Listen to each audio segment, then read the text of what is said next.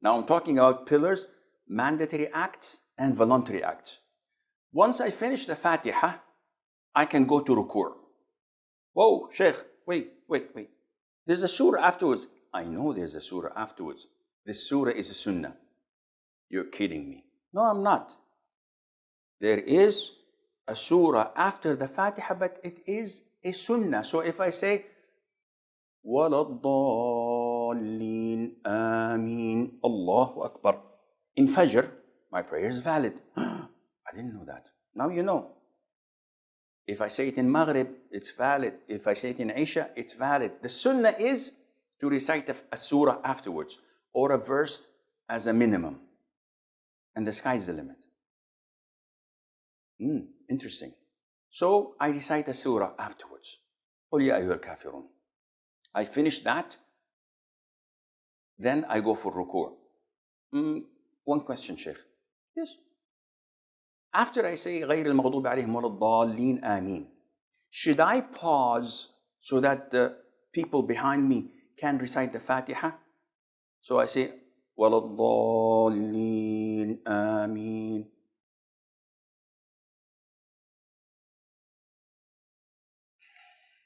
قُلْ يَا أَيُّهَا الْكَافِرُونَ. Oh, why did you stop? So that the people can recite the Fatiha. This is how they do it in Mecca and Medina. Says, okay, how did the Prophet do it? Because he said, pray as you have seen me pray. My job is to come and check how the Prophet ﷺ used to pray. Never ever was reported that he paused between the Fatiha and the Surah. So this is clear? He never paused. Okay, so you say, وَلَا الضَّالِّينَ آمين قُلْ يَا أَيُّهَا الْكَافِرُونَ. Just like that? Yeah, just like that. Okay, we move on to finishing the surah. We finish the surah. What should we do now? After finishing the surah, the sunnah is to go for ruku'. So how do I perform ruku'? So I finish the surah. I say, Allahu Akbar. Now listen, I haven't said it yet. Raising the hands, sunnah or mandatory? Sunnah. So the raising the hands is a sunnah. And when do I say Allahu Akbar? Mistake number one. Allahu Akbar. This is wrong. Mistake number two. Allahu Akbar. Whoa. If these are two mistakes, then what should I do? You should say takbir while moving, not in the standing position and not after you've reached your ruku'. So that it's called takbir of movement. So this is the way it should be. Allahu Akbar. So while moving, saying the takbir. What is the ruling of the takbir, Sheikh? This is wajib, mandatory. Meaning that if you purposely skip it, your prayer is invalid. And if you skipped it out of forgetfulness or an error, you have to compensate this by sujood as-sahw. So I go to the ruku' position. And what I do is the following. Allahu Akbar. Now in the ruku' position, I have to do the following. Number one, my palms of the hands are spread and grabbing my knees like this. So the fingers are spread. My back is straight. So it's not like this, and it's not stretching out downwards. The sunnah is to keep your back straight, as if someone puts water on it, it will remain. It would not spill. I don't know how bad I'm doing this or how I'm doing this. I don't see myself, but I try my level best to do it according to the sunnah. The head, as described in the hadith, should not be pointed up like this, and it should not be tilted down like this. So it should be normal way of doing it. So this is the ruku'. Now you ask me, Where should I look, Sheikh? It's an issue of dispute. Sheikh Al-Albani says, in the standing position, we were told to look at the prostration spot. But in the ruku', there is no mentioning of that, which made some scholars say, you should look at the spot of your sujood, prostration, like Sheikh Ibn Uthaymeen. But this would be proven to be difficult, because if you do this, when you're doing ruku' and you're looking at the position of your prostration, you will find that your head is a bit tilted. So Shaykh Al-Albani says, either you look between the area of your prostration and your feet, so in the middle, or you look between your feet, like so. And this area is something that is open. The Prophet did not mention, alayhi salatu wasalam, any specific place. The companions did not describe any specific place. So inshallah, it is more than possible to do whatever you think is best for your salat. Now, after finishing my ruku', during it, I have to repeat the dhikr. And what is the dhikr? I have to say, Subhana Rabbi al-Azim, which is mandatory. And 1 is the minimum. 3 is recommended. The sky is the limit afterwards. I can say Subhana Rabbi al-Azim. I can say Subhana Rabbi al-Azim wa bihamdih. I can say Allahumma laka raka'tu, bika amantu, laka aslamt, khasha'a laka sam'i wa basari wa 'azmi wa mukhi wa mastaqallat bihi qadami. Different kinds of dhikr you can say. The minimal requirement is 1, Subhana Rabbi al-Azim. This is mandatory. You cannot play with it. So we say Subhana Rabbi al-Azim while I'm in the ruku'. Among the mistakes people do is like this. Subhana Rabbi al-Azim. So they say it while going down or coming up.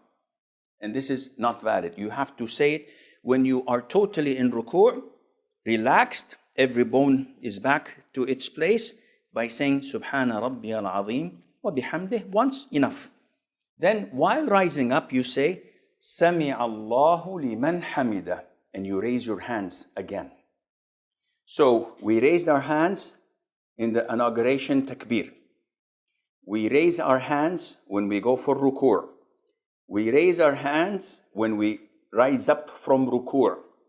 And this is the sunnah according to the hadith of Abdullah ibn Umar, may Allah be pleased with him, in Sahih al-Bukhari. And he's describing the Prophet's prayer, alayhi salatu wasalam.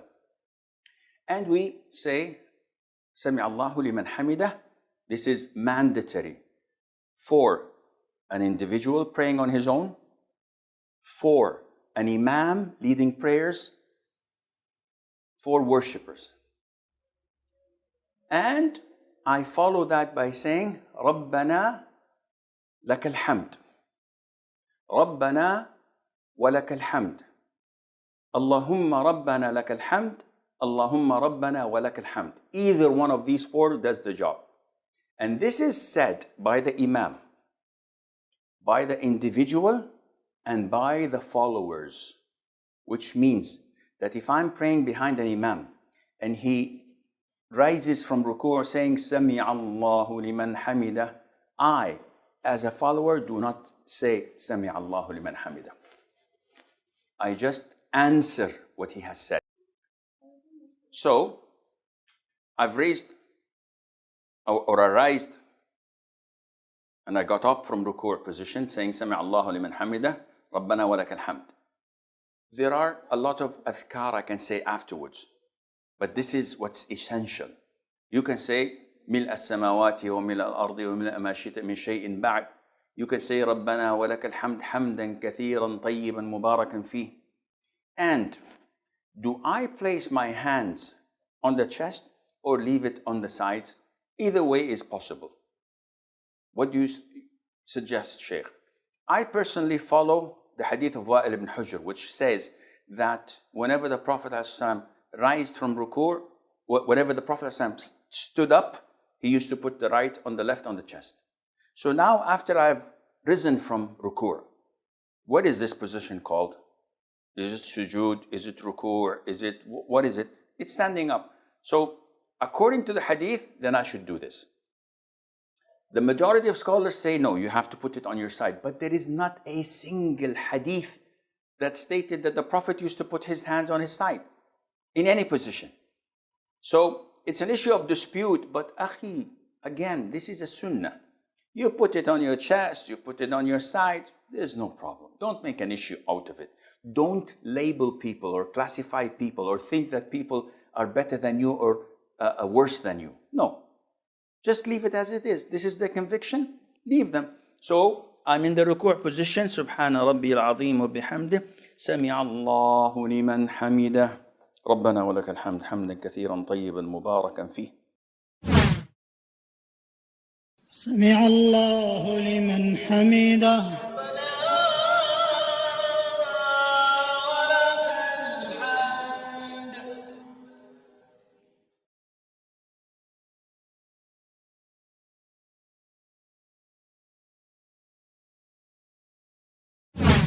This is my standing up from ruku'.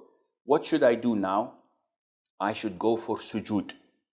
Now for sujood, there are two ways, a different of opinion among scholars.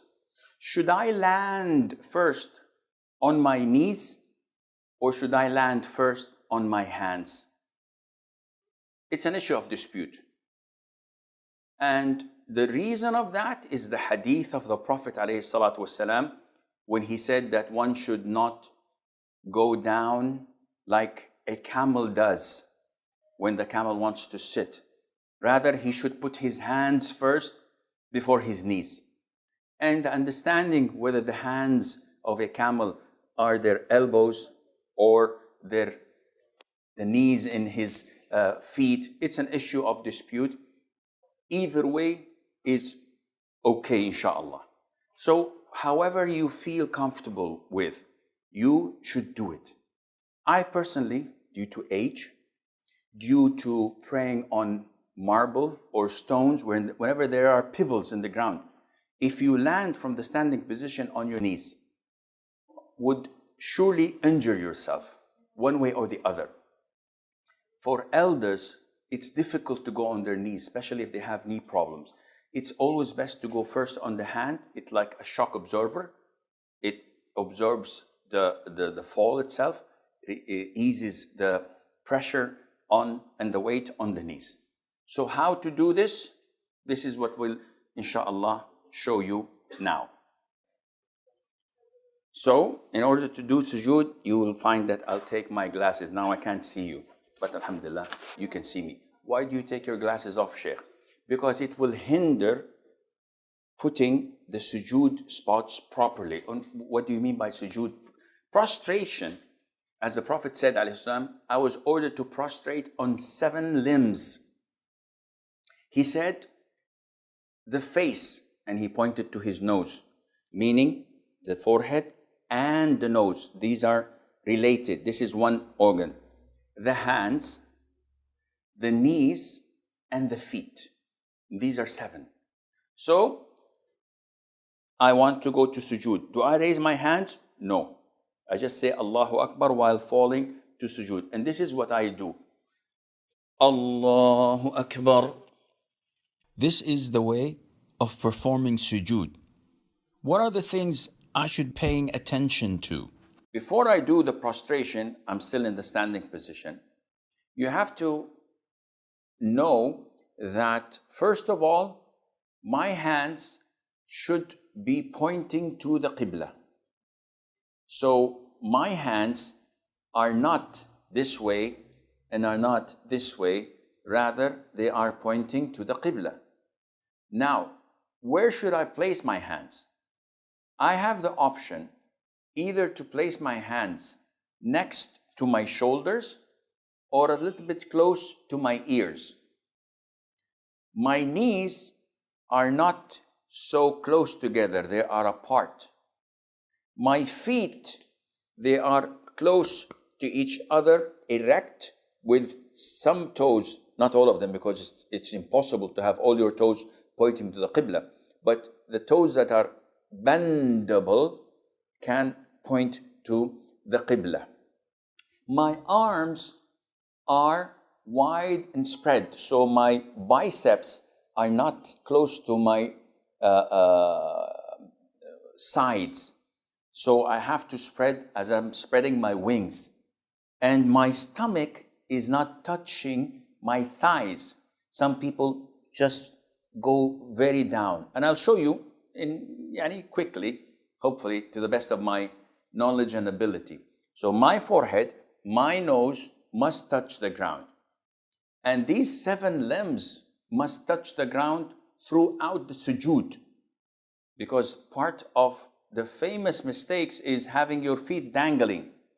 Or some of the brothers having the left hand on the ground and the other hand while prostrating, playing with his beard or looking at something in his pocket. So he's prostrating on 6 limbs, and this renders his sujood void if he does this without any legitimate reason.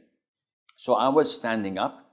Now I'm falling into the sujood position, and I'm saying Allahu Akbar in between. So let's look at how I make the sujood. This is one of the ways of doing it. So my hands and fingers should be pointing towards the Qibla. My face, my forehead, and my nose are touching the ground. I should have my arms apart and away from my body. And at the same time, my stomach is not touching my thighs. Some brothers do this, and this is wrong. And this is too much spread. So the appropriate way is either having my hands next to my ears or to my shoulders. I can have this one here, and I can have this one here. Look at my feet. They are touched together, not far away. They are touched together with my toes bent towards the Qibla as much as possible. Now, if I'm praying next to people, to my right and to my left, if I do this, I'm gonna annoy them and maybe harm them. So it is permissible when you are in a tight position to put your elbows on your thighs or inside. What is haram and prohibited is to do this. This is prohibited, which I have my forearms on the ground like a dog. And the Prophet said that this is totally prohibited. What should I say when I'm prostrating? Subhana Rabbi al-A'la. Subhana Rabbi al-A'la wa bihamdih. Sabbuhun qaddusun Rabbul malaikati wal ruh. So many du'as. The minimum requirement, Subhana Rabbi al-A'la. Can I make dua? Go ahead, make dua. As much as I want, as much as you want. Oh Allah, pay my debts. Oh Allah, guide my children. Oh Allah, guide my wife. Oh Allah, get me a second wife. Oh Allah, grant me health, whatever. In Arabic. Sheikh, I'm non-Arab and I can't say it in Arabic. No problem, say it in your own language. Oh, this is interesting. Yes, the closest you are is when you are in sujood position. So if I'm in my sujood position and I would like to sit between the 2 prostrations, I say, Allahu Akbar. And I sit on my left foot. This is called iftirash.